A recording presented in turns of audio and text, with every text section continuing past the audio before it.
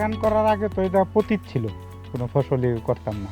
পরে যখন কৃষি অফিসার আসছে, আমার ব্লকের উপসহকারী কৃষি কর্মকর্তা আসছে, ওনারা দেখার পরে যে জায়গাটা পতিত না রাখা এখানে তো একটা পুষ্টি বাগান করতে পারেন, যদি করেন তো আমাদের মডেল অনুযায়ী করেন, তো তাদের পরামর্শ নিয়ে তখন উপসহকারী কৃষি কর্মকর্তা উনি থাইকা এই যে তাদের ক্রাইটেরিয়াটা দিল, মডেলটা এই মডেলে করেন, উনি থাইকা এইভাবে করাইছে আর কি। জৈব বালাইনাশক আছে, হাতে দিয়ে আছে, এই যে ফেরোমেন ট্র্যাপ ঝোলানো আছে, হলুদ পাতা দেওয়া আছে, আমার পোকা দমনের বিভিন্ন পন্থা আমি দিয়ে রাখছি, বিভিন্ন উপায়ে দমন করি পোকা।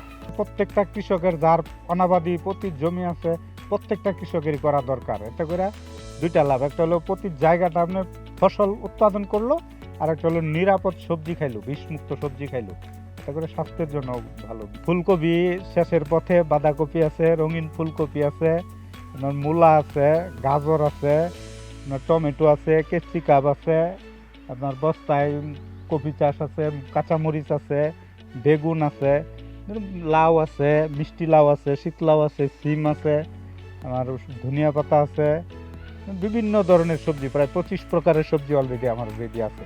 খাওয়ার পরে যা থাকে ওইগুলো আমি বিক্রি করি, আর দেখা যায় বছরে আমার 25 থেকে 30 হাজার টাকার মতো আমি বিক্রি করতে পারি। অনেকেই দেখতে আসে, বিভিন্ন জেলা থেকে প্রায় 40 জন 50 জনের করে টিম আসছে। এ পর্যন্ত আমার 6টা ভিজিট গেছে এই 1 মাসে। বিভিন্ন মানিকগঞ্জ থেকে আসছে, নারায়ণগঞ্জ থেকে আসছে, জামালপুর থেকে আসছে, বিভিন্ন উদ্বুদ্ধকরণ টিম আইসা পরিদর্শন করে গেছে। পাশাপাশি আমার এলাকার কৃষক যারা মানে ফেসবুকে দেখার পরেও অনেকে আসছে, শহর থেকে আসছে, ফেসবুকে দেওয়ার পরে, ফেসবুক দেখার পরে তারা অনেকেই দেখতে আসছে।